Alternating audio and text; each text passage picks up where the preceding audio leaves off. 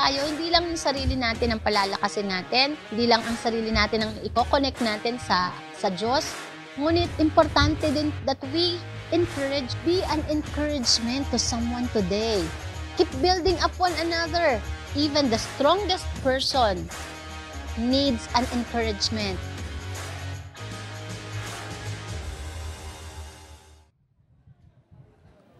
Amen. Magandang umaga po. Good morning! Praise God.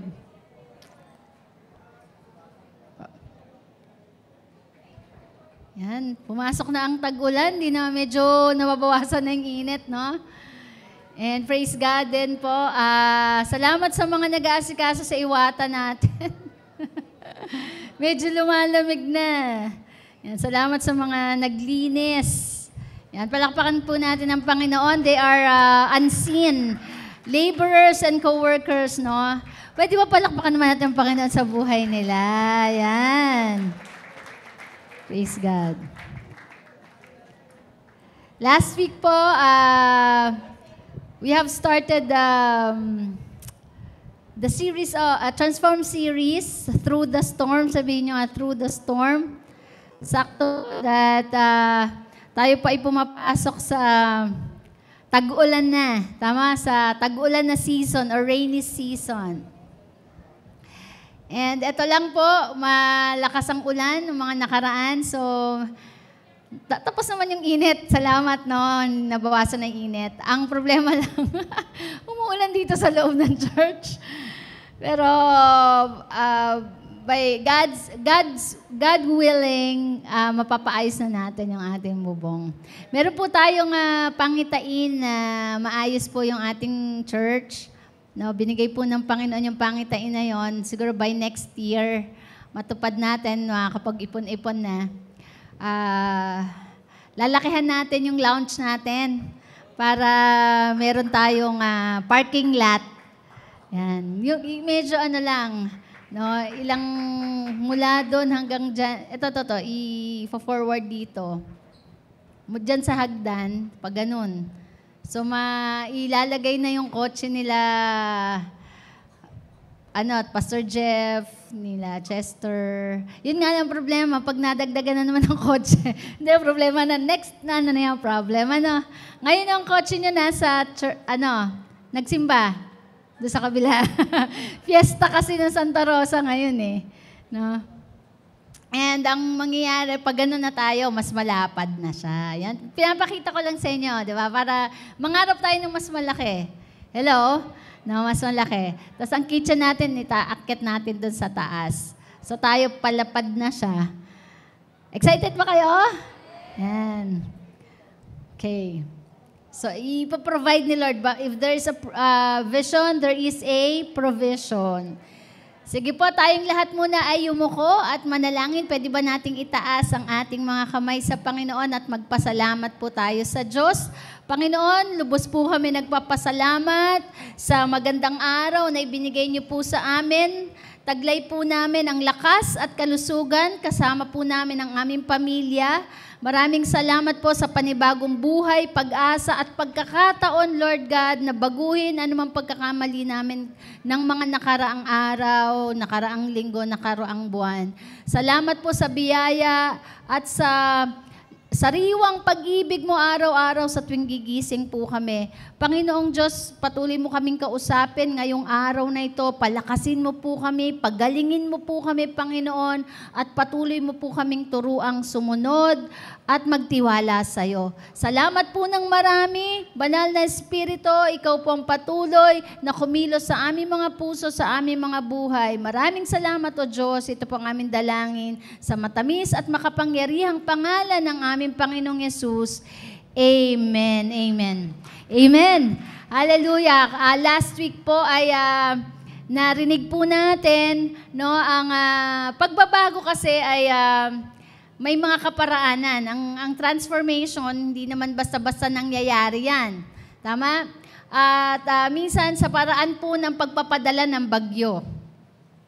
Hello, may purpose yung bagyo sa buhay natin. Tama? No? As I have mentioned last week, ang bagyo po ay naglilinis ng atmosphere.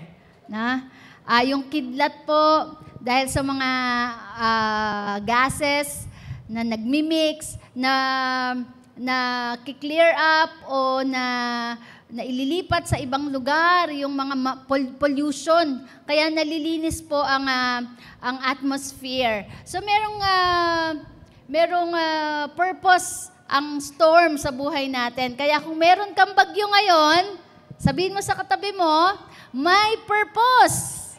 Yan, may purpose lagi ang lahat ng mga inaalaw ng Diyos sa ating buhay. And number 1 po, last week ay narinig po natin, ang bagyo po ay inaalaw ng Diyos para ibalik tayo sa Kanyang kalooban. No? Hinahabol tayo madalas ng Panginoon kapag po tayo ay lumalayo o umaalis sa center of His will. Dahil sa kalooban lamang po ng Panginoon, nandoon yung kanyang pagpapala eh. Tama? We believe that in the will of God, sa perfect will ng Lord, andun talaga yung blessing. Hindi lang yung blessing para matupad yung kanyang kalooban, yung kanyang plano. Yung plano, anong plano ng Panginoon? What is the plan of God? To save the people, to save the lost. Ang plano ng Diyos ay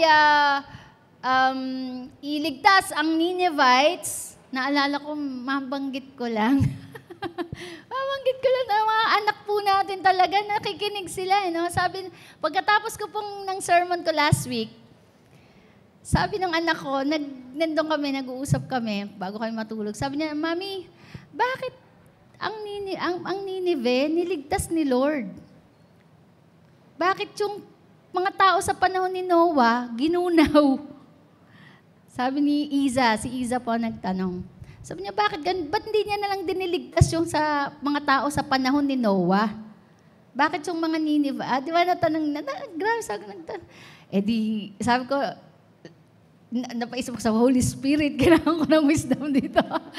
Dahil sabi ko sa kanya, alam mo anak, God is a God of compassion. Sabi niya, wala siyang favorite. Lahat talaga ng tao gusto niyang maligtas. Do you believe that? Amen. Gusto niyang maligtas. Sabi niya nga, none should perish. Kaya lang, sabi ko, ang Nineveh kasi, winarningan ni Lord. At pagkatas warningan, nagrepent. Kaya, na-spare from punishment. Ang problema sa time ng mga tao dun kay Noah, diba? Pinaalalahanan ni Noah, sabi sa Hebrews 11 verse 7. Hinanap ko talaga kasi sabi ni Iza, saan po makikita? Sabi niya, sabi ko, hallelujah, tumatang-tuwa. Hinanap ko sa Genesis, wala. Buti na lang may cross-reference. Sa Hebrews 11:7, sabi doon, Noah condemned the wicked people. It means, pinaalalahanan niya na mali ang mga ginagawa niyo. Kaya lang, they remain unrepentant. Kaya po, ginunaw ng Panginoon o inabolish niya na yung mga lahi ng mga taong yon. Kasi imbes na magpatuloy. Why? Is God rude? No. Because He was thinking about the next generation. Kung magpapatuloy ang kasamaan, paano na yung susunod na generation? Kaya pinutol na ng Diyos yung kasamaan sa panahon ni Noah. Itinira niya na lang yung godly family. Hello? So God is not rude. He is a loving God. Mali yung representation sa Diyos. Ang Diyos ay punong-puno ng pag-ibig, punong-puno ng pagpapatawad. Na lagi siyang nagwa-warning, nagpapaalala. Ang gusto niya lang magbalik loob. Ang tao, pag humingi ng tawad, patatawarin niya. Ganon kalaki ang puso ng Diyos para sa tao. Basta magbalik loob. Sabi niya nga, sige, let us reason together. Magkatuwiranan tayo, mag-ayos tayo. Yun ang gusto ng Panginoon. Sige, sabihin mo kung anong pinagdadaanan mo, sabihin mo kung anong pagkakamali mo. At kung ikaw ay magsisisi, patatawarin kita. At sabi ng Panginoon, as far as the east from the west, ang kanyang pagtingin sa ating mga kasalanan, ibig sabihin, buburahin niya na talaga yan sa memory. Hello? Kaya ang Diyos po natin ay punong-puno ng pag-ibig. Kaya si John the Beloved, ang pagkakaunawa niya, pagkakakilala niya sa ating Diyos ay ano? Ang Diyos ay pag-ibig. Sabihin mo sa katabi mo, ang Diyos ay pag-ibig. Ha?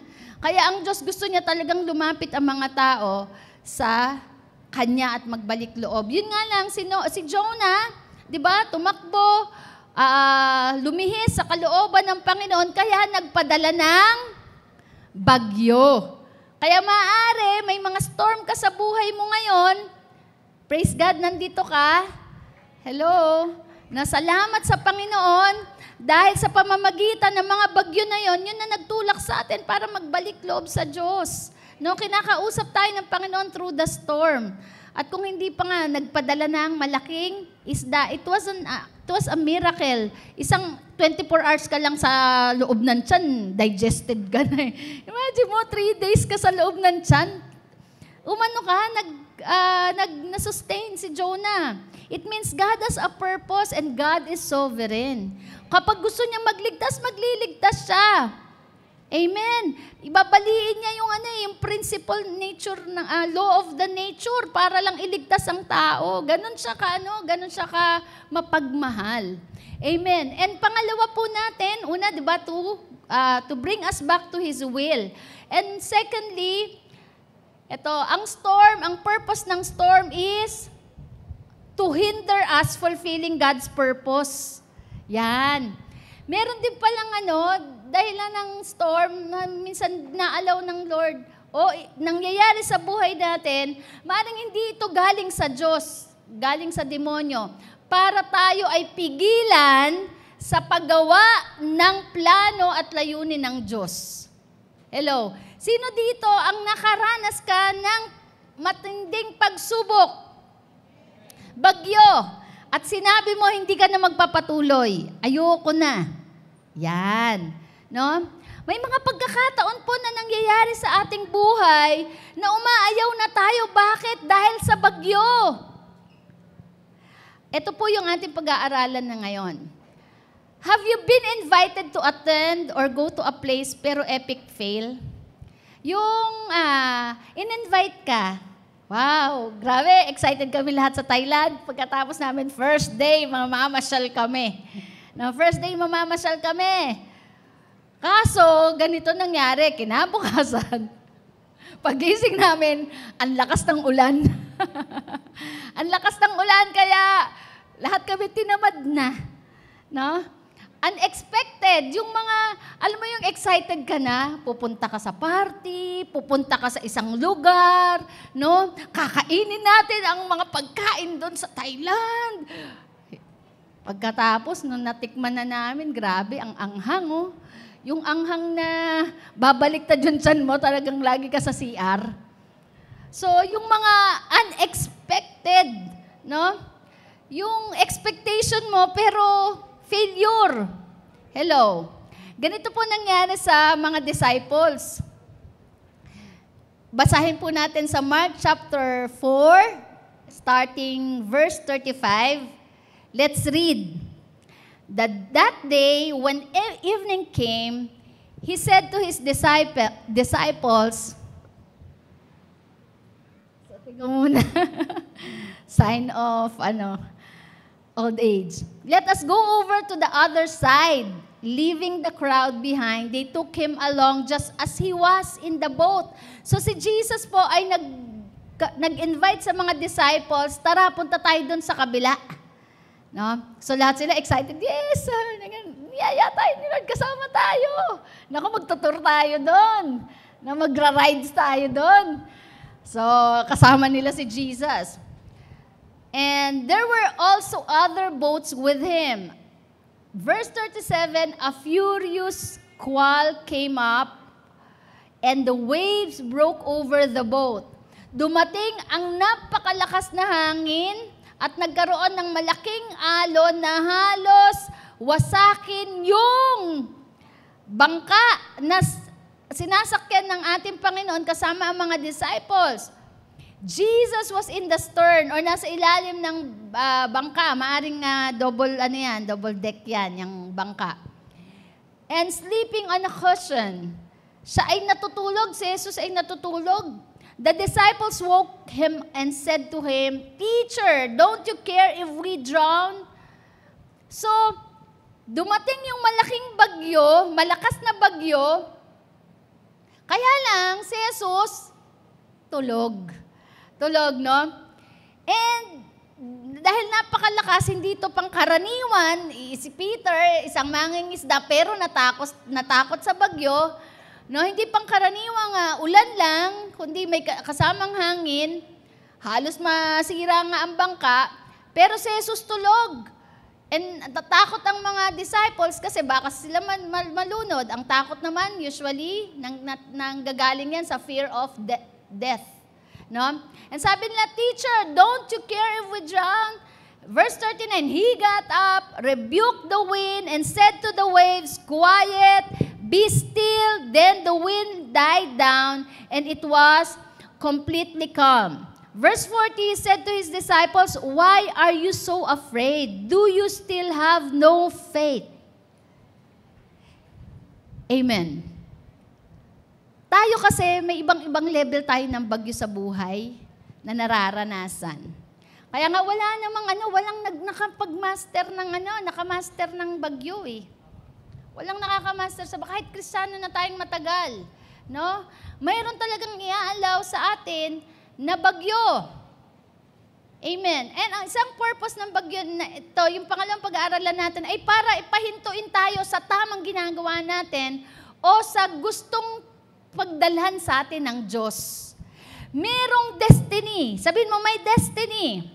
Si Lord may destiny para sa atin. Sabi niya, "I know the plans I have for you, plans to prosper you and not to harm you, plans to give you hope and a future, a good future." Ibig sabihin, may magandang future na nakalaan ang Diyos para sa atin.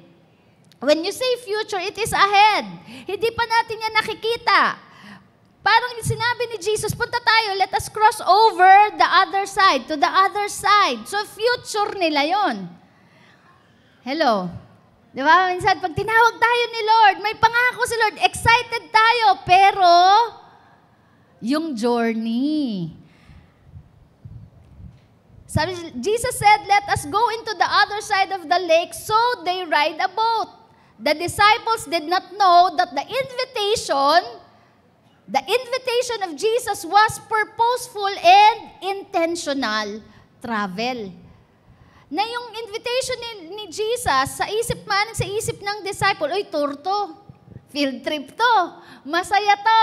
Ano ba to? Ano pa ba? Magsha-shopping tayo dito. Kakain din na masarap. Diba yung talagang trip, parang ganon trip eh. Pero para kay Jesus, it is intentional and purposeful. Si Lord kasi, laging may purpose yan.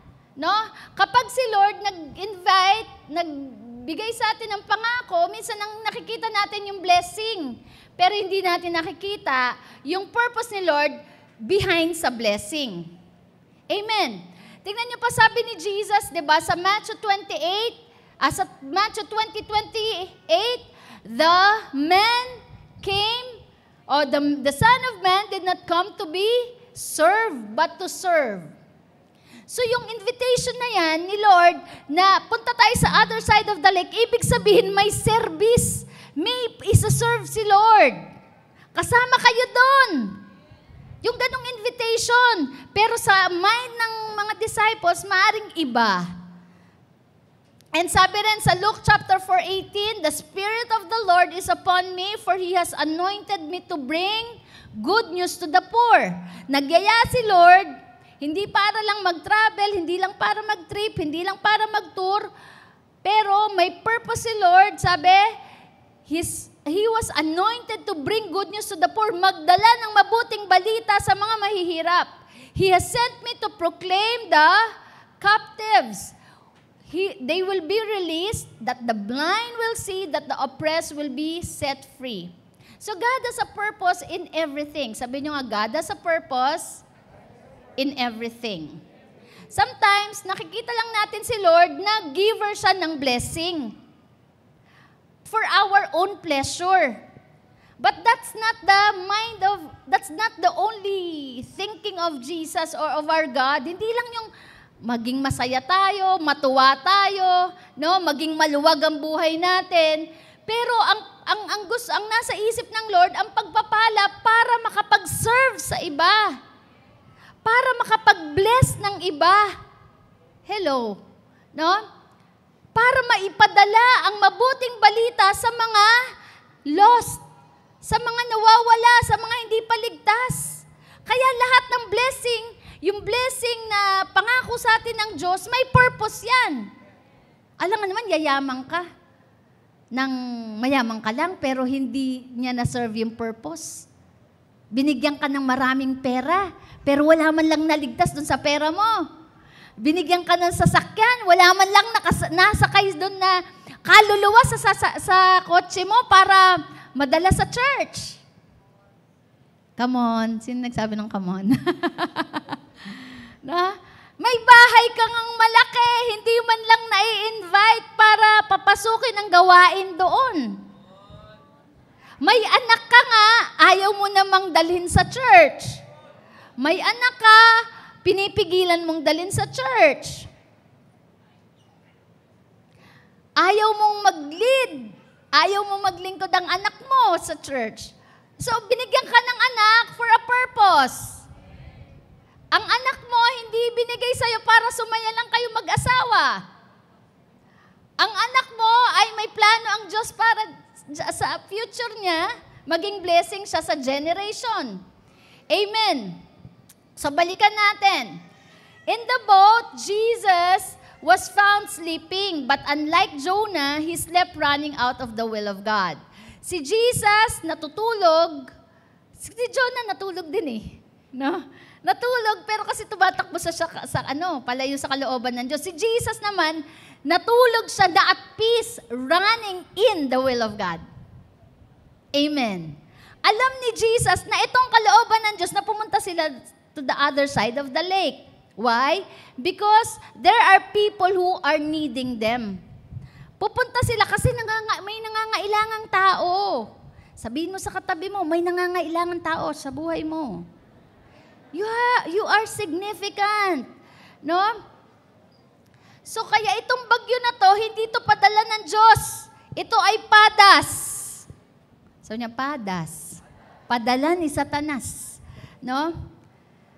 Atong storm na to, itong bagyo na to, this storm is trying to kill them. Gusto silang patayin.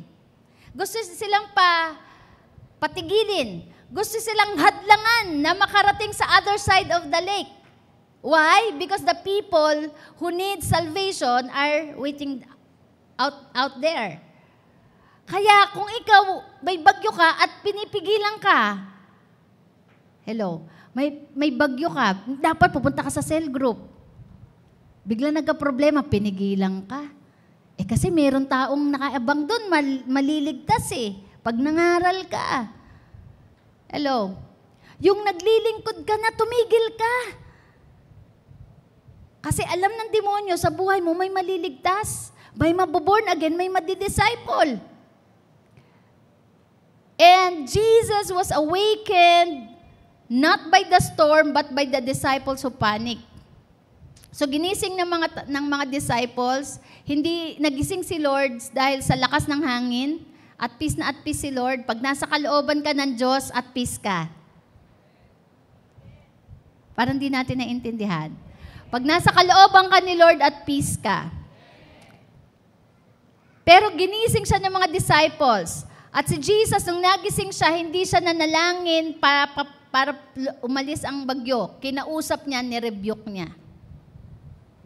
Sabihin mo sa katabi mo, kausapin mo yung bagyo mo at i-rebuke mo. Dahil ang bagyo na yan, na nagpapatigil sa yung maglingkod sa Diyos, hindi galing yan sa Panginoon. Galing yan kay Satanas. Amen?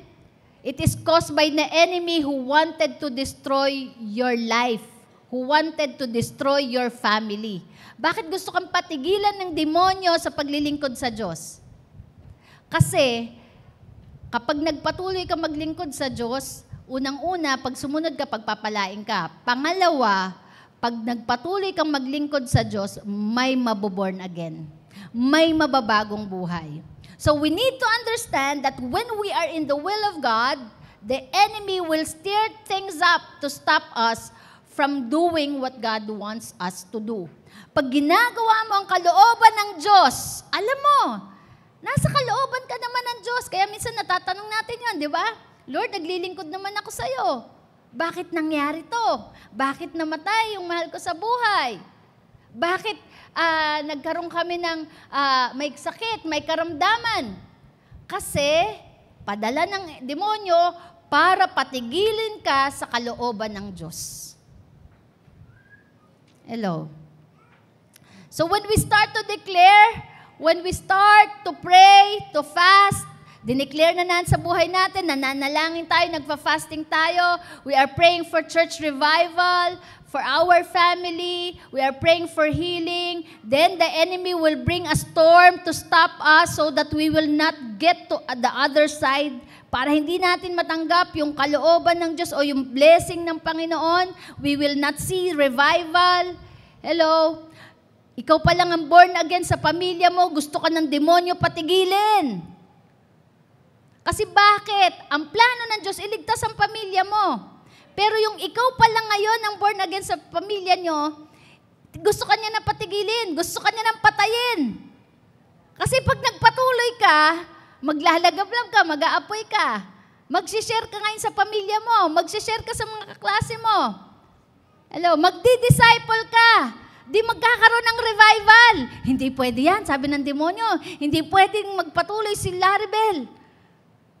Kung hindi, magkakaroon ng revival sa school, magkakaroon ng revival sa pamilya. Amen? Naalala ko po nung ako'y nagsisimula pa lang, young people pa lang ako, may mga pagsubok po kami sa buhay namin. Maraming pumipigil. Unang-una na, minsan ginagamit po ang pamilya. Pero sabi ko, Lord, hindi ako pwedeng tumigil. Kasi yung pamilya ko naghihintay sa akin. Dahil ang pangitain ko yung future. Nakikita ko na ang future ko, ang pamilya ko maliligtas. Hindi ako pwedeng magpapigil. Hello? No? Do you know, alam niyo po ba na ang revival ay isang malaking bangungot? Sa impyerno, malaking bangungot yan. Sa demonyo, kapag nagkaroon ng revival. Ano ba ibig sabihin ng revival? Improvement. It means magkakaroon ng improvement sa family. Magkakabati-bati kayong magpamilya. Magkakaayos-ayos ang relasyon ng pamilya sa loob ng tahanan. Mai-improve ang finances mo. Magkakaroon ng revival sa finances. Dito sa atin, marami dating mahirap. Wala po tayong supporter galing Korea. Wala po tayong supporter galing sa ibang bansa. Sino po ang nagtulong-tulong dito? Sinong binless ng Lord? Yung mga dating mahirap na nagpatuloy at sumunod sa Diyos, ngayon supporter na ng church. Nagkaroon ng revival financially. Amen? Kaya pinipigilan ka ng demonyo mag-tithes. Kasi ayaw niya magkaroon ka ng revival sa finances mo. Lagi mong kinu-question yung utos ng Diyos patungkol sa ikapo. Paano? Pagka nagpapigil ka, ay hindi magkakaroon ng revival sa finances mo. Magtatanong ka palagi, bakit lagi kaming kapos? Utos siya ng Diyos Hindi naman yan galing kay Pastora Sara. Si Pastora Sara ay tumusunod lang din. Unang-una, sinusunod ko ang utos ng ikapo. Sabi ng Diyos, ibigay mo ang iyong ikapo. Dati broke na broke din. Dati wala. WWW. Pero dahil sumunod sa utos ng Diyos. Pero minsan nagkakaroon din ng bagyo sa financial tama? 'Di ba? Dadating ka sa bagyo ng financial Pero ang tanong, kung titigil ka ba sa pag-iikapo mo o sa pagsunod mo? Actually, ang ikapo, yan ay utos ng Diyos na dapat sundin. Kaya tayo nagbibigay kasi sumusunod tayo sa Diyos. Kaya ka pinagpapala, hindi dun sa 10%, pinagpapala ka dahil dun sa pagsunod mo. Eh kung 9%, pwede ba 9% na lang, 8%? Hindi ka sumunod. Kasi kung 8%, 9%, dapat hindi na sinabi yung 10%. Tama. Ang ika po ay 10%. Ngayon, ang offering, may sinabi bang percentage?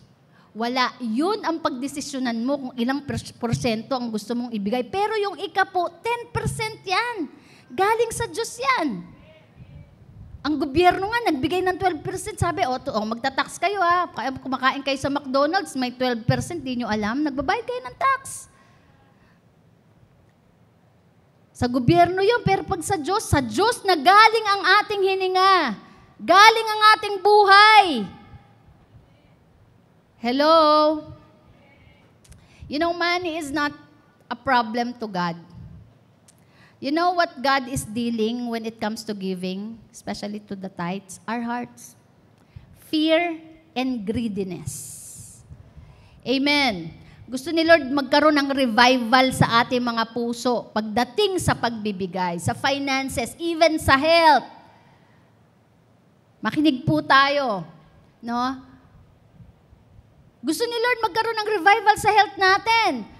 Kaya yung mga pag-inom, pagpaninigarilyo, pag-inom ng mga droga, pag-hit-hit ng mga droga, pagpupuyat dahil sa pag-ML.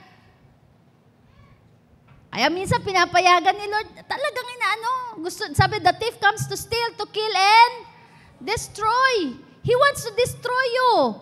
Gusto kanyang patayin, bigyan kanya ng sakit. Meron nga pong narinig akong pastor, sabi ganon,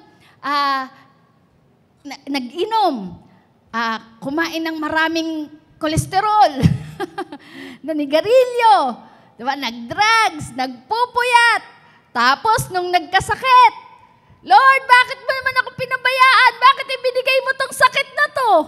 Anong kay Lord? Hindi galing kay Lord ang sakit na yan. Yang sakit na yan ay bunga ng iyong pagpapabaya. Hello, ang bait ni Lord. Pag humingi tayo ng tulong kay Lord, tama, pagagalingin niya tayo. Bibigyan niya tayo ng himala.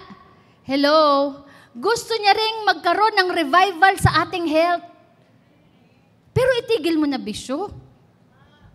Tama ba? Pag hindi mo tinigil yan, ayan, sinasabi mo lang, hindi mo inaalaw mo ang demonyo na patayin ka. Sabihin mo sa katawan, tatapikin mo. Alam niyo, meron po tayong kapatiran ngayon, yung asawa ni Sister Ruby Santos. Ipag-pray po natin, no? Tsaka yung dinalaw po namin kahapon sa outreach, na stroke. Stroke kalahating katawan. Yan ay bunga din ng pagpapabaya sa katawan. Kaya wag natin sabihin, wala naman ako nararamdaman eh. Sige, inom pa. Sige, puyat pa. Wag mo nang hintayin. Sabihin mo, kapatid, wag mo nang hintayin. Mahirap magkasakit. Mahirap pag pinalo ng Panginoon. Amen? Mukhang nagkakaroon ng revival. Any revival means Satan's business is going to bankrupt. Ang revival, ibig sabihin, lahat ng trabaho ng demonyo sa buhay mo ay bankrupt, subsob, matitigil. Revival means when the church is getting bigger, then the nightclubs get smaller.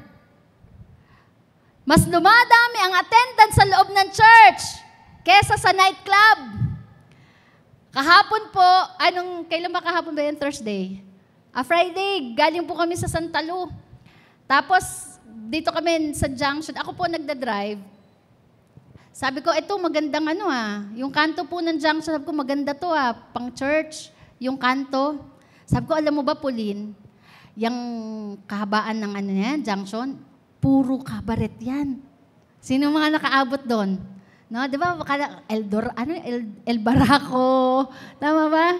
Ano pa ba yung mga basa, yung mga kumukuti-kutitap na yan? Alam nyo yan, ano? Kahabaan nun hanggang dito sa Don Mariano. No, puro kabaret po yan. Tapos yung kabila, yung Meralco, yan, mga ano yan, di ba? Sabi ko, alam mo ba, na-bankrupt yan. Kasi, pinag-pray na, alala ko po, nung bago pa ako sa church, sa Grace, pinag-pray namin nila Ate Ellen, kasama namin sila Pastor Rick Birana, nire-rebuke namin lahat ng mga kabaret. At prayer namin mabankrupt. Alam niyo, unti-unti, nagsasara. Ngayon, wala na dun sa junction. Dati po ang junction ay kilalang-kilala ang kainta sa kabaret. Kaya napakadami pong mga kalalakihan ng nalululong dun. No? Nagkaroon ng revival. Amen. Hallelujah. So kaya patuloy tayong manalangin kasi magkakaroon ng revival. Ayan ang pangako ng Panginoon. No? Magkakaroon ng revival sa mga kabataan, sa pamilya. When the glory of God comes in the church, in the family, in the community, in the nation, in the town, and the shame and defeat of Satan comes into the world, ibig sabihin po, nagkaroon ng revival. At ang demonyo, naraamoy niya ang revival. Alam niya na magkakaroon ng revival, pero yung mga disciples, hindi nila alam, wala silang idea. Katulad ng sinabi na, let us go to the other side of the lake. Alam ni Jesus, magkakaroon ng revival doon. Alam ng demonyo, magkakaroon ng revival doon. Pero ang mga disciples, hindi nila alam. Kaya ngayon ang demonyo nagpadala ng malaking bagyo. Kung makikita po natin, basahin po natin sa Mark chapter 5. After po ng storm, eto na, i-fast forward na natin. No, sabi ni Jesus, be still. Pinatigil niya po ang bagyo. At pagkatapos po ng bagyo, in short, sila po ay nakatawid. Sabihin mo nga sa katabi mo, matatapos din ang bagyo. Hindi yan forever. Walang bagyo na forever. Basta kasama mo si Jesus, ang bagyo ay hindi forever. At kahit may bagyo, kakayanin mo. Kasi wala namang pinangako sa atin ng Diyos na kapag tayo'y na born again, wala tayong bagyo. Pero ang mahalaga ngayon, alam nyo, kahit may bagyo, kasama na natin si Lord. Dati nagkakabagyo pa rin, may mga bagyo pa rin. Kaya lang noon, hindi na kasama si Jesus. Pero this time, kahit may bagyo, alam natin, si Jesus ay kasama natin sa bangka. Si Jesus ay kasama natin sa ating tahanan. So ngayon, pinatigil ni Jesus ang bagyo, may 3 revival na naganap doon sa other side of the lake. You see, revival is waiting. Improvement is waiting in your family. Improvement is waiting in your finances. Improvement is waiting in your children. Improvement is waiting in your health. Revival is coming. Amen. Hallelujah. Sige po, palakpakan natin ang Panginoon. Hallelujah. Kaya encouragement ko dun sa mga nire-raise up natin mga leaders. Sabi ni Lord, let's go on the other side of the town, of the lake, of the other side of Jagia. Magtayo tayo ng maraming outreaches because revival is coming, is waiting there. Amen. In El Dorado, La Loma, Kogyo. Hallelujah. Sa Manila East. Wow. Pasig, Bulacan, at sa iba't ibang bahagi pa ng Pilipinas at ng buong mundo. Tignan po natin, unang-unang revival na nangyari is yung nakalaya po yung demon-possessed man. Basahin po natin chapter 5, kasi nagbasa tayo from chapter 4. Ngayon, pagkatapos na tumigil na yung bagyo, nakatawid po sila, tignan po natin, no? Unang-una may nakalaya po na mama na dating inaalihan ng demonyo. Verse 42, sabi po dyan, 5:42. Tama, verse 2, tama. When Jesus got out of the boat, a man with an impure spirit, napakatagal po siyang pinahirapan ng masamang spirito na to. It came from the tombs to meet him. This man lived in the tombs, you see? Isolated na tong mamang to, wala na siyang pag-asa, lagi sa sementeryo nakatira, doon siya natutulog, no one could bind him anymore, sabi dyan, not even with a chain, walang makapigil sa kanya. And sabi sa verse 13, he gave them permission and the impure spirit came out and went into the pigs. Nung na-encounter po ng demon-possessed man na to, ang ating Panginoong Yesus, siya po ay nakalaya. And sabi dyan, the earth about 2,000 in number rushed down the steep bank into the lake and were drowned. When they came to Jesus, verse 15, they saw the man who had been possessed by the legion of demons. You see, legion of demons po ang nagpapahirap dito sa mama na to. Kaya po ang buhay natin na minsan po gustong patigilin ng demonyo para hindi ka maglingkod, para hindi ka magpatuloy. Yung pala may makakalayang tao dahil sa buhay mo. Tignan po natin, sabi din yung dating inaalihan ng libo-libong masamang espiritu, sabi dyan, no? Sitting there, dressed and in his right mind, they were afraid. You see, in his right mind, sabi nyo, in his right mind, na ibalik po sa tamang takbo ng pag-iisip ang mamang ito. Sa verse 18, sabi dyan, and Jesus was getting into the boat. Pagkatapos pong gumaling ng mamang ito, yung demon-possessed man, nakalaya po siya, umayos ang buhay niya, umayos ang takbo ng kanyang pag-iisip, bumalik siya sa kanyang pamilya, hinabol niya si Jesus, sabi niya, sandali lang. Sabi niya dun kay Jesus, sabi niya, sasama po ako. He begged to go with him.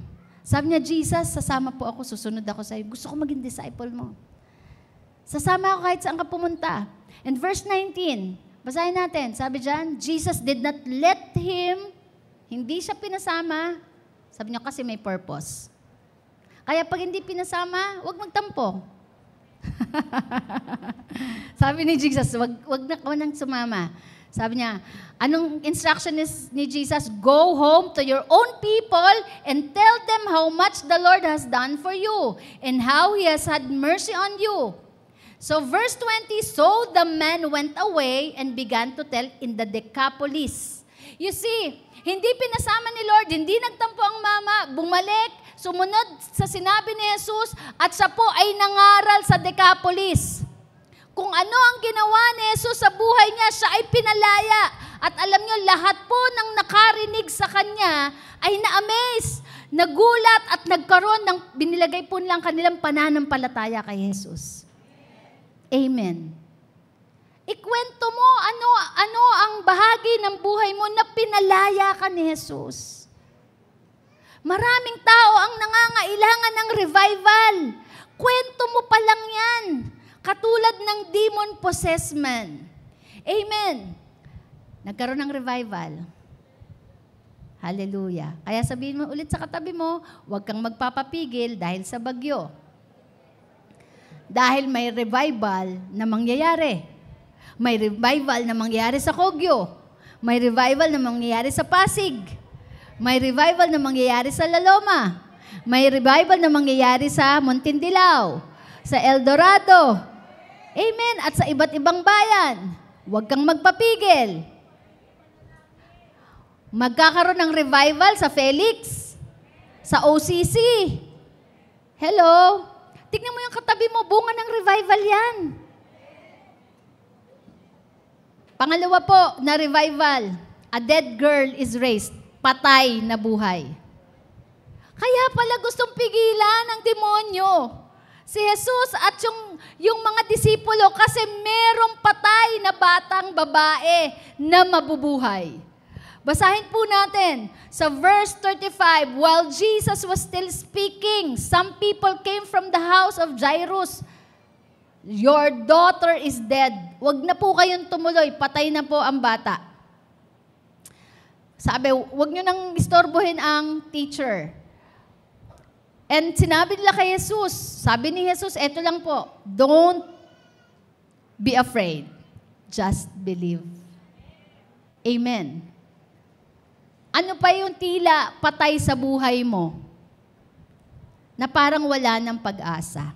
Patay na relasyon, patay na pinansyal, na ano pa? Patay na puso. Ano yung patay sa buhay mo? Sabi ni Lord, sabi ni Jesus, don't be afraid. Just believe. And sabi niyang ganon, He took her, verse 41, by the hand and said to her, Talita koum, which means, little girl, I say to you, get up. Verse 42, immediately, dali-dali, the girl stood up and began to walk around. She was 12 years old. May nabuhay. Amen. Pangatlong revival. Jesus healed the sick woman or the bleeding woman. On his journey going to Jairus' house, may bleeding woman na humarang. Sa verse 25, basahin po natin, and a woman was there who had been subject to bleeding for 12 years. She had suffered a great deal under the care of many doctors and had spent all she had, yet instead of getting better, she grew worse. Verse 29, immediately, nung alam niya na parating si Jesus, hinipo niya yung hem or yung laylayan ng damit po ng ating Panginoong Jesus at ang pagdurugo ay huminto. At sa verse 29, ang sabi dyan, immediately her bleeding stopped and she felt in her body that she was freed from her suffering. 3 pong revival ang naganap doon sa lugar na kung saan pinuntahan po ni Jesus at ng kanyang mga disipulo. Kaya pala, sabihin mo kaya pala. Kaya pala gusto silang patigilin ng demonyo. Kasi merong makakalaya, merong mabubuhay, merong gagaling. Kaya ka pala pinatitigil ng demonyo sa paglilingkod, sa pagpapatuloy mo. Pero tandaan niyo, sabi po sa Philippians 1:6, He who began a good work in you, He is able and He is faithful to complete it. Ano man ang bagay na sinimulan po ng Diyos sa buhay mo, ang Diyos ay tapat na tapusin yan. Sinabi niya, hindi niya kanya iiwanan, hindi kanya pababayaan. Minsan po, inaalaw lang ni Lord, nervyusin tayo eh. Diba? Minsan. Yung alam niyo po, dumadating tayo sa sitwasyon na wala tayong control.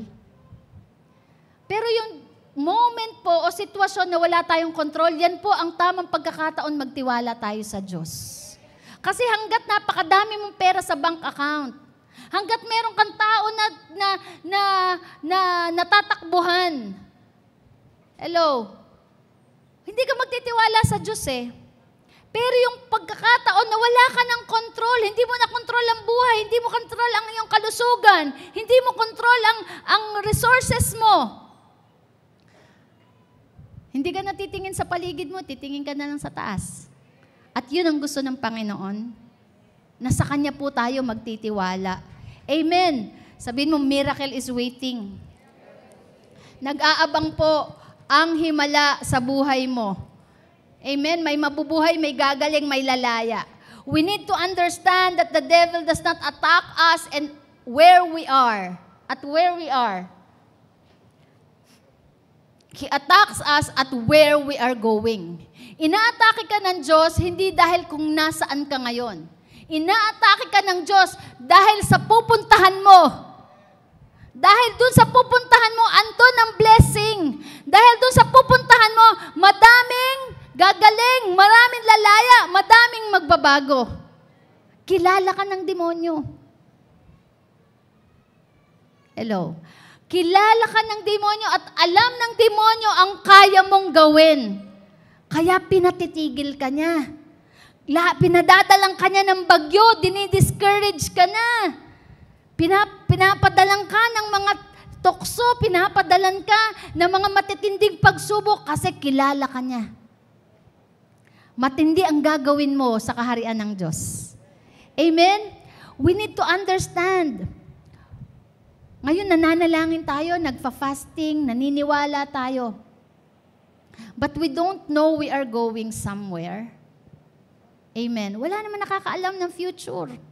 Hindi natin alam kung ano ang naghihintay sa atin sa future, right? Sino nakakaalam ng bukas? Ano mangyayari? Sa isang linggo, sa isang buwan, sa isang taon, walang nakakaalam.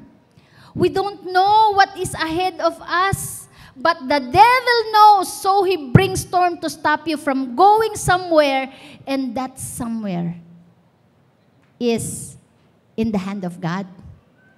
It is blessing. Sabi niyo nga, blessing. And as Jesus and the disciples arrive on the other side, region of the Gerasenes, no city revival took place. Only one man restored from demon-possessed. But this man evangelized 10 cities. Hallelujah. Minsan iisipin po natin, no? Yung isang mama na yon, dinayo pa ni Jesus. Bakit hindi na lang, hayaan na lang yun? Isang tao lang naman yun eh. Tama? Bakit ko pa pupuntahan yung sa outreach ko, sa cell group ko, isang tao lang naman yun. Hayaan na lang natin. Sayang, mas masarap matulog. Marami pa akong gagawin. Pero sinadya ni Jesus, hinayaan ni Jesus, no, na makatawid sila, masalubong nila yung storm na yun. Why? Because that man will bring revival to the 10 cities. Isang tao lang na pinagaling, pinalaya ng ating Panginoong Hesus, 10 bayan ang na-revive. Hello? Anong kwento mo? Ano ang kwentong bagyo na meron ka? Amen? Siguro kung tumigil ka, walang 12 disciples na makakalaya. Kung tumigil si Chester, wala si Raymart. No? Kung tumigil si Jeff, nung nasunugan sila, wala si Jury. Tama. Pero buti na lang, hindi ka nagpapigil. Sabihin mo sa leader mo, buti na lang po, nagpatuloy ka sa kabila ng maraming bagyo. Revival is not just when city gets saved. Revival is when a person gets saved. Amen. And spread the message of the gospel in the place where he is living. Ito po ang totoong revival. Hindi yung nakita natin na nag-gather ng ilang libong tao, 10,000 tao, na tawag nating revival. Ang totoong revival, yung isang taong nabago at nagdala ng mabuting balita kung nasaan siya. Kaya ikaw yung buhay mo, magdadala ng mabuting balita sa pamilya mo. Amen. Magdadala ng mabuting balita sa barangay. Magdadala ng mabuting balita, kaligtasan sa eskwelahan. But the devil will fight us to discourage us and bring bad testimonies against us. Hello? Gagawin ng demonyo, i-discourage tayo. Gusto niya tayong patigilin. Ibabalik niya yung nakaraan mo, yung kahapon mo, yung mga ginawa mo noon para ma-discourage ka at huminto. Hello? The devil will fight for us to discourage us. But when you give your life to Jesus, you become the devil's enemy. Ibigay mo ang buhay mo sa Panginoon. Hello? Ibigay mo ng buo, isurrender mo ng buong buo ang buhay mo sa Panginoong Yesus. But you know, you will become devil's enemy. Kaya may war. Sabi nyo nga, may war. No? But you will become a warrior. Sabihin mo, laban lang. Huwag titigil.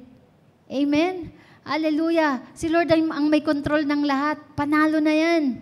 And remember, as long as Jesus is in the boat, with you, storm cannot overcome. Basta si Jesus nasa bangka mo, Basta si Jesus nasa pamilya mo, basta si Jesus nasa tahanan mo, you can overcome.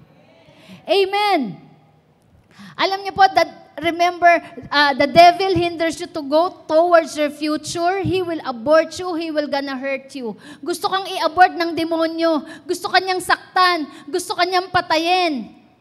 Dahil sa future mo. Katulad po ni Pharaoh. Naalala niyo si Pharaoh? Pinatay niya po yung mga male babies. Bakit? Naaamoy niya ang revival.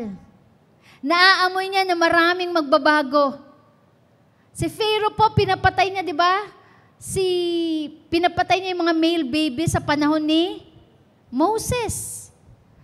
Kasi naaamoy na ng demonyo na makakalaya ang buong Israel.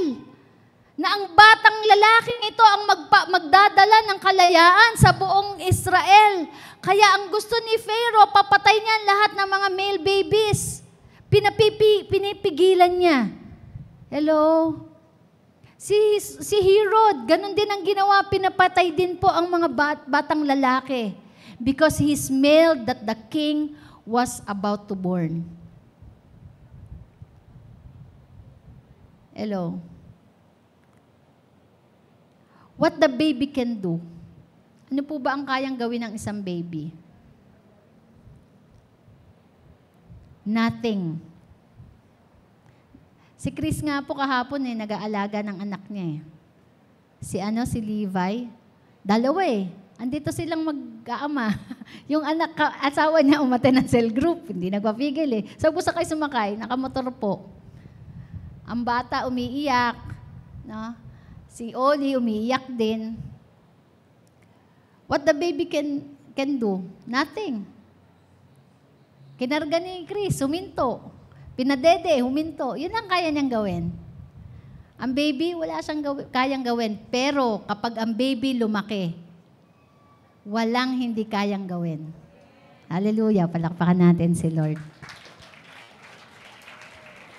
Kaya alagaan mo, disciple mo. Kapag naging adult yan, pag lumaki yan, walang hindi kayang gawin para sa kaharian ng Diyos. The devil look at the GPS. May GPS ang demonyo. Nakikita niya kung saan ka papunta. Di ba yung mga Grab driver, yung mga nasa Google Map, ano ba yun? Yung si Waze, alam niya kung saan papunta. Ang demonyo, alam niya rin kung saan ka papunta. Amen? Alam ng demonyo kung saan ka dadali ng Diyos. Pero ang Holy Spirit, dadaling ka sa revival.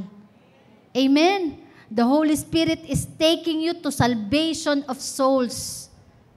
Hallelujah. Rise up and know the devil knows your plan. You should know God's plan as well in your life. Kung alam mo na may plano ang demonyo sa'yo, alamin mo din na may plano ang Diyos para sa'yo. Jeremiah 29:11. God has a plan for you. He will gonna use you for His glory. Sometimes when the storm is breaking, God will calm you first before He calms the storm. Amen. Sabihin mo sa katabi mo, kalma ka lang. May bagyo ka ba ngayon? Kalma lang. Magpatuloy ka lang. Huwag kang hihinto, huwag kang titigil. Nahihirapan ka na ba ngayon? Naghihingal na ba ang wallet mo? Huwag kang titigil. Nasasaktan ka ba ngayon? Nasaktan ka ng mahal mo sa buhay? Nasaktan ka ng asawa mo, ng mga anak mo? Huwag kang titigil. Nasaktan ka ng magulang mo? Huwag kang titigil. Kalma ka lang. Kaya pinapakalma muna ni Lord. Kaya sabi niya sa mga disciple, kalma kayo. Patitigilin ko ang storm na to. Kayang patigilin ni Lord ang mga bagyo sa buhay mo. Kailangan, sabi, matulog ka lang during the storm. Mapayapa ka. Amen. Kasi kung hindi mo kayang patigilin, kung hindi mo kayang matulog during the bagyo, during the storm, wala kang power para patigilin yan. Amen? Dahil kung anong meron ka, yun lang ang pwede mong ibigay. Kaya alam nyo, ang kapayapaan hindi galing sa labas. Nagsisimula sa loob. Kahit na nagkakagulo na sa labas, sa paligid mo, basta ikaw kalmado ka at may kapayapaan ka, kaya mo ring magbigay ng kapayapaan sa iba. You can bring peace. Amen? Kaya mahalaga, sabi niya, peace I give to you, the peace that the world cannot give. Dapat ang kapayapaan nagsisimula sa atin. Si Jesus nandito sa buhay natin, sa ating kalooban. At kapag si Jesus nagre-reside sa ating kalooban, meron tayong kapayapaan. At pag meron tayong kapayapaan, kaya nating ibigay sa iba. Amen? Hallelujah. Alam nyo, madedetermine mo yung taong walang kapayapaan. Nagdadala ng kaguluhan. Hello? Naghahanap ng damay eh. Kaya alam niyo po, ang kailangan natin si Jesus.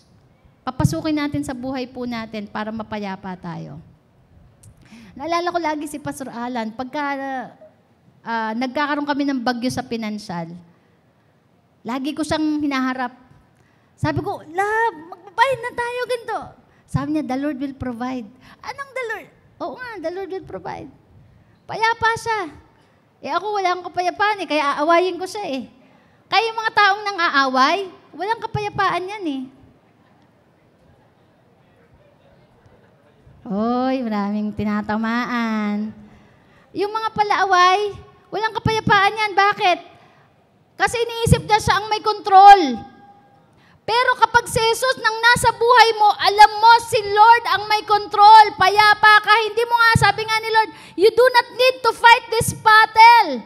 I'm gonna fight for you. Amen. Kaya hindi mo na kailangan pa na sabihin sa iba.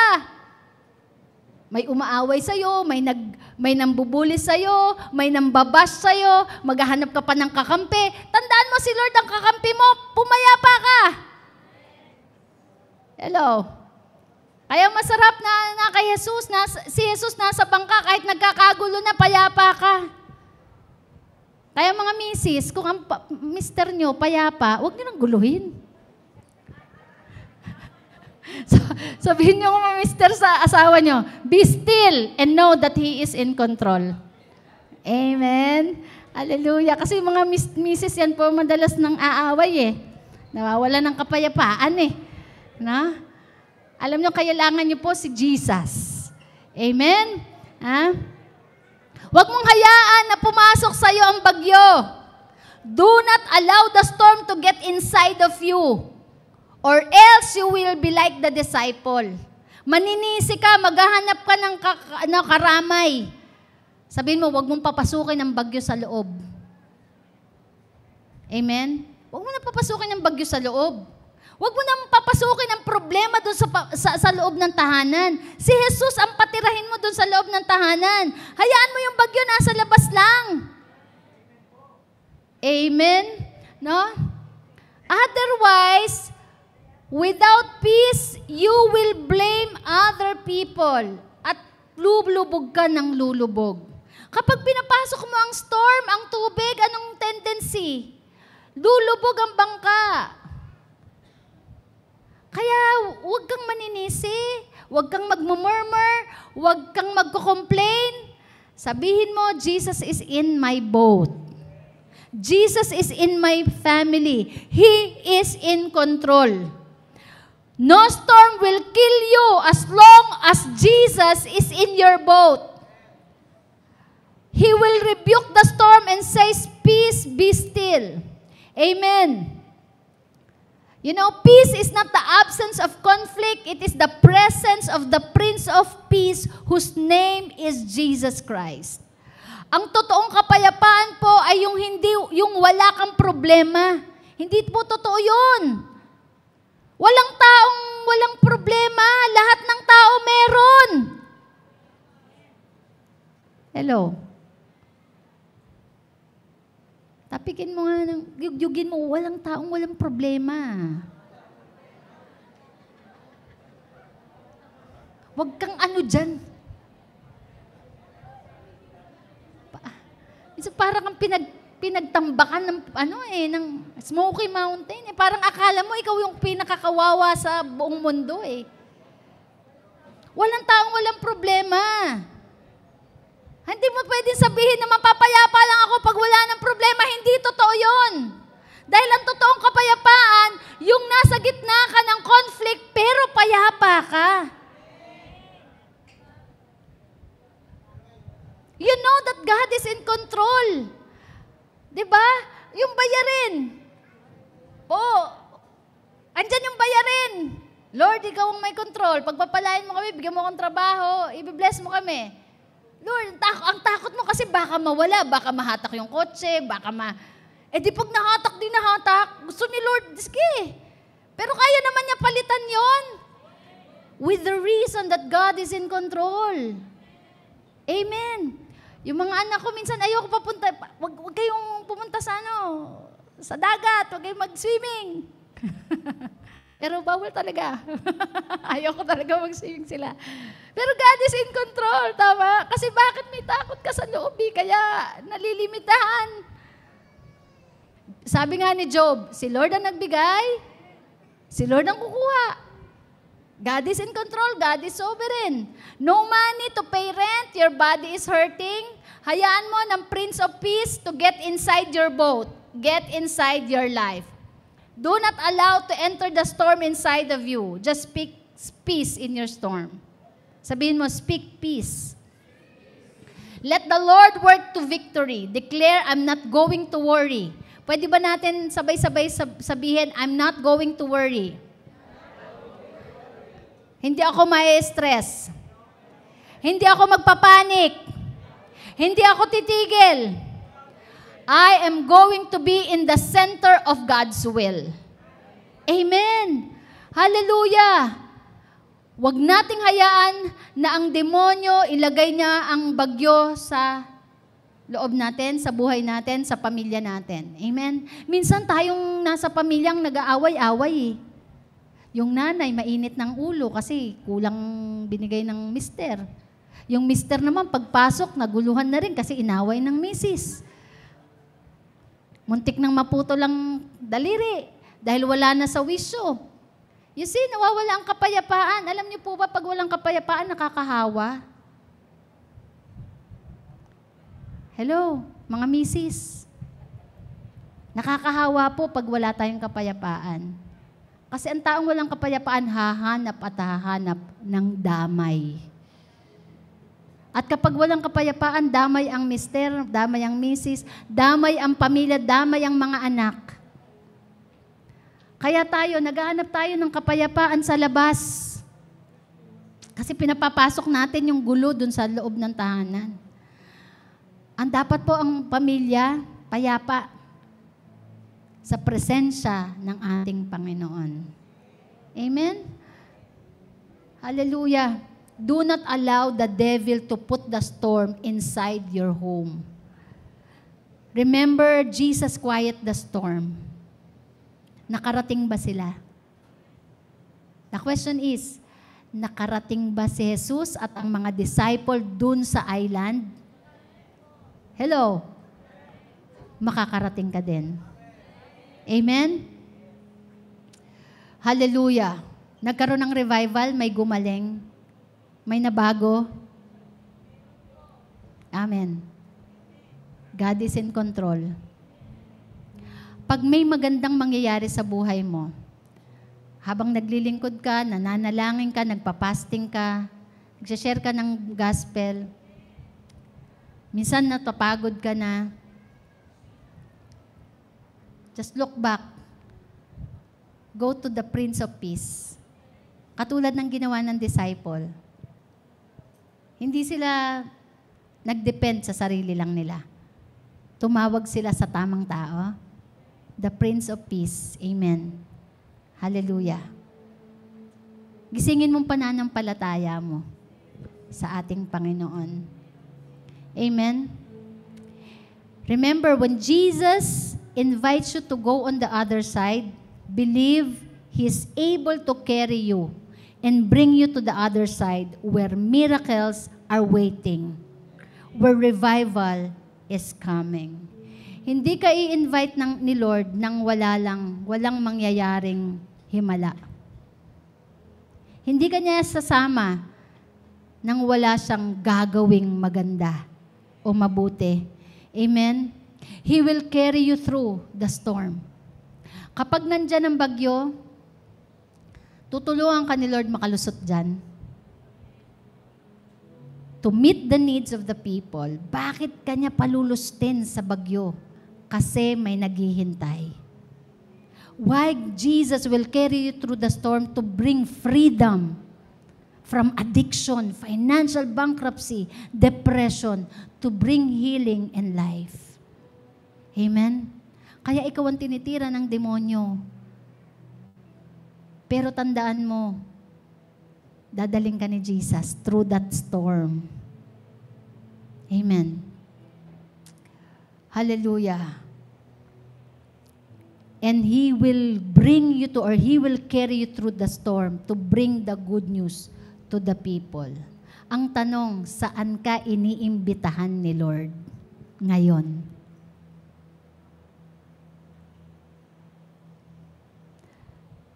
Saan ka iniimbitahan ni Lord pumunta ngayon?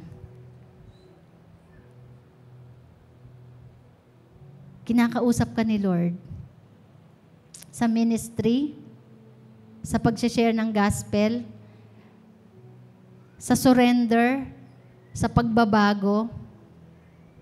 Hello? Nag-i-invite si Lord sa'yo ngayon, may pagdadalhan siya.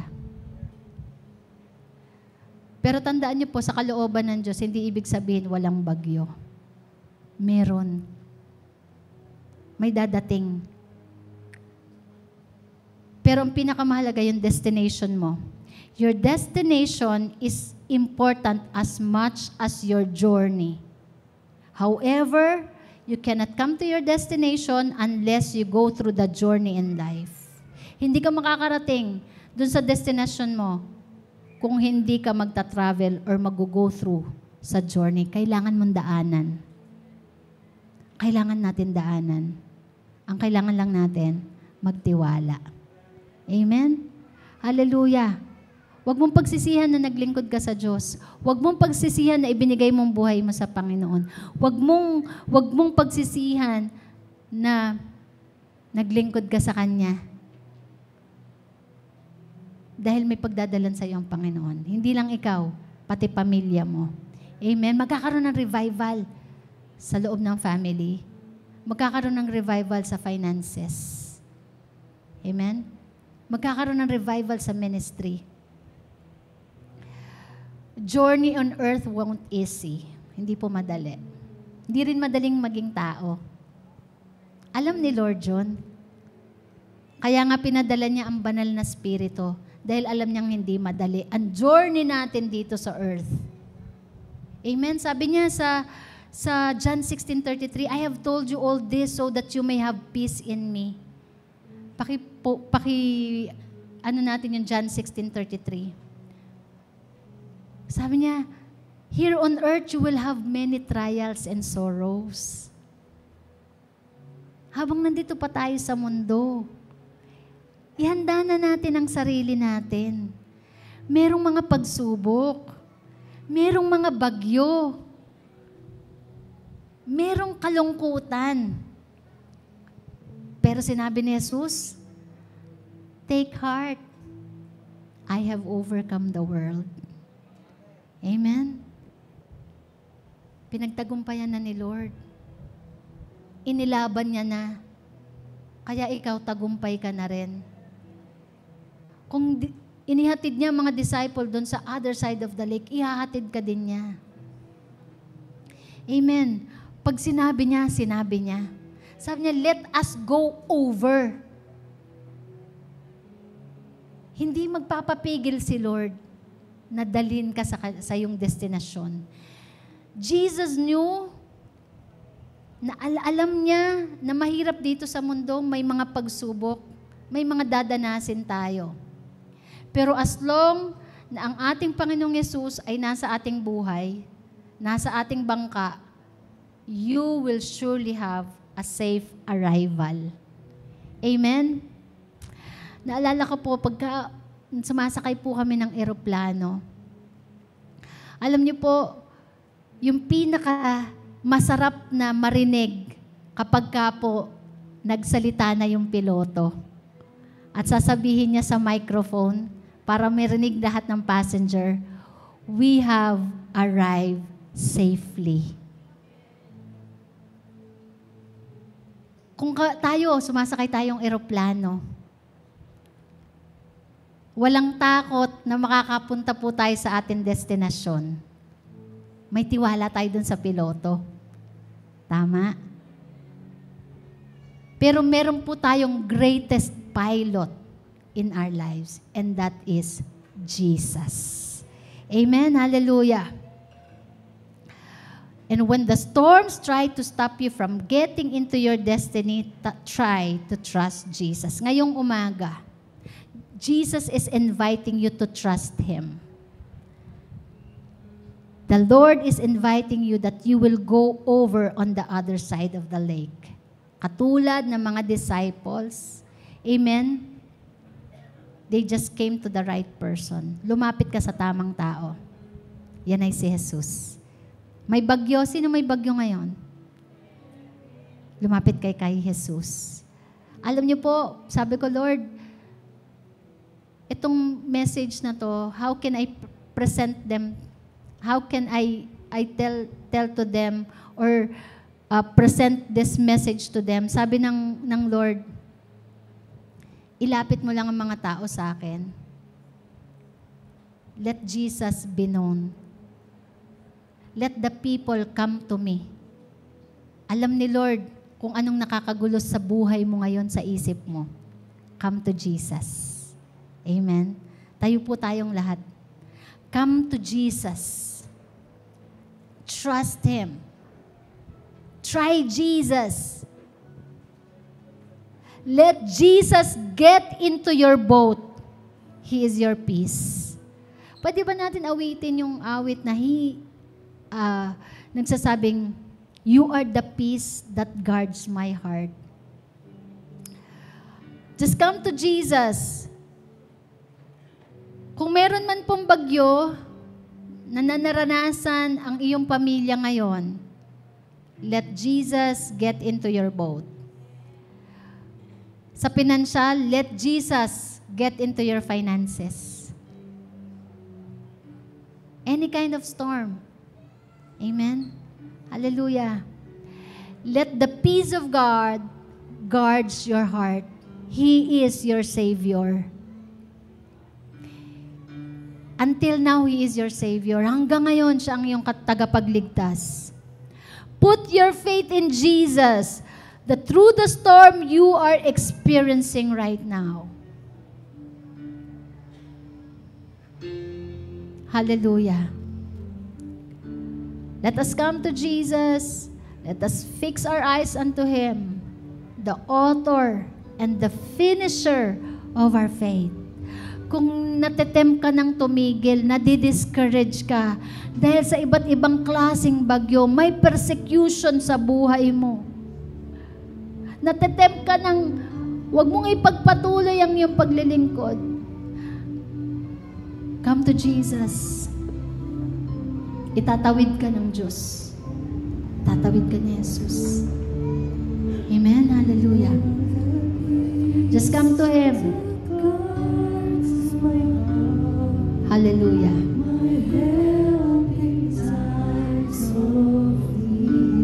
Kung meron kang bagyo na nararanasan ngayon, taas mo lang ang kamay mo. Saan yan? Sa pera ba yan? Sa health? Sa family? Hallelujah. In your losses, may mga kalungkutan, may depression. Jesus is the answer. Hallelujah.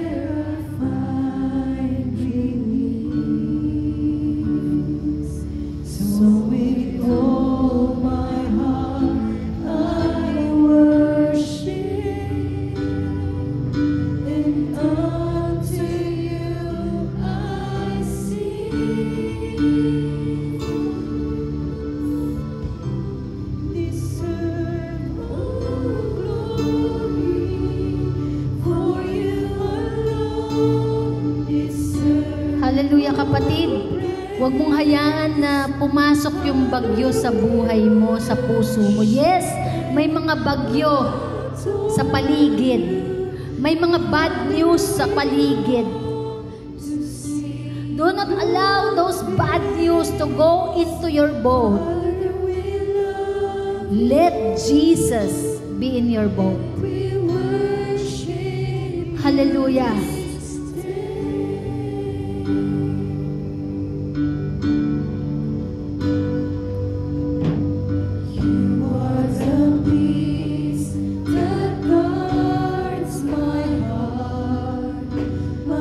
Ano yung mga bagay na nagdadala ng takot sa'yo? Isuko mo kay Lord ngayong umaga.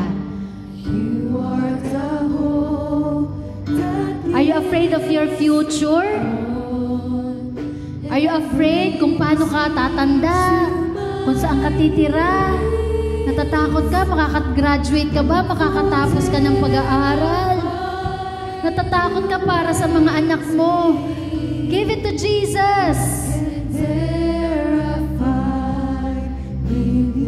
Are there any threats in your life? May mga nananakot sa'yo.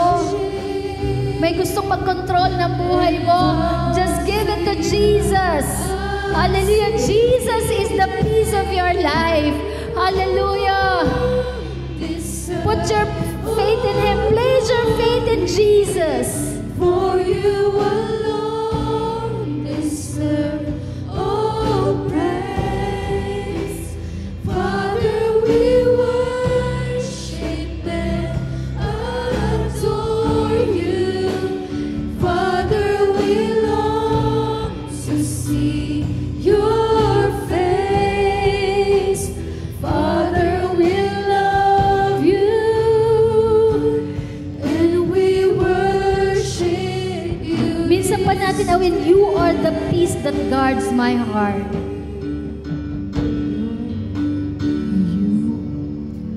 You are the peace that guards Come on, i-declare mo. Hallelujah. my help in times of need. You are the hope that gives me on and brings me to my knees. For there I find you waiting, and there I find release. So with all my heart I worship, and unto you I sing. For you alone deserve all glory. For you alone deserve all praise. Father, we Yes, Jesus. worship and Hallelujah. adore you. Father, we long to see Lord Jesus, be in our lives, be in our boat. Jesus, we need you. all glory. Hallelujah. For you alone deserve all praise. Father, we love you and we worship you this Hallelujah. Come on. Isigaw ng puso mo, Jesus, I need you. Jesus, I need you. deserve all Jesus, your family, our family needs you. deserve Hallelujah. praise. Father, we worship and adore you. Father, we long to see your face. Father, we love you and we worship you this day. Hallelujah. Hallelujah. Malinaw po sa mensahe na si Jesus po ay nagpalaya. Si Jesus po ang nagtawid through the storm. Si Jesus po ang nagpagaling. Si Jesus po ang nagbuhay at bumuhay ng patay. Ano man ang kalagayan mo ngayon, kapatid, anak, ibigay mo sa Panginoon. Hallelujah. Kung merong gusto mong mabuhay sa pamilya, yung mga patay na pananampalataya, yung mga pamilya mo na gusto mong makakilala sa Panginoon, itaas mo ang kamay mo. Hallelujah. Sabi Jesus, do not be afraid, just believe. Hallelujah. Jesus will bring revival to your family. Tabita, get up.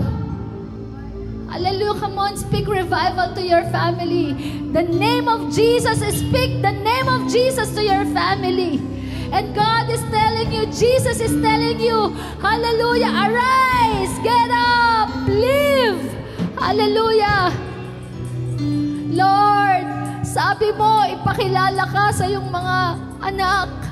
Ipakilala ka na ikaw ang Diyos na gumagawa ng himala. Ikaw ang Diyos na bumubuhay ng patay.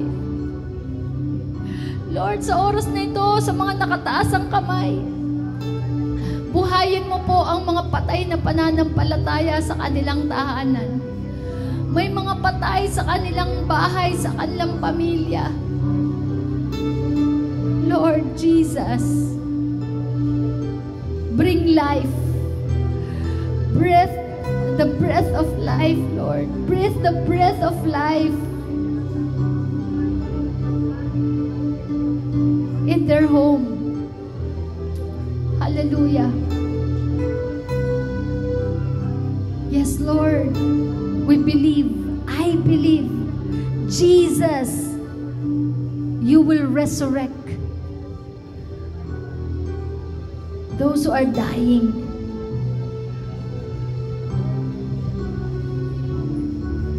Hallelujah.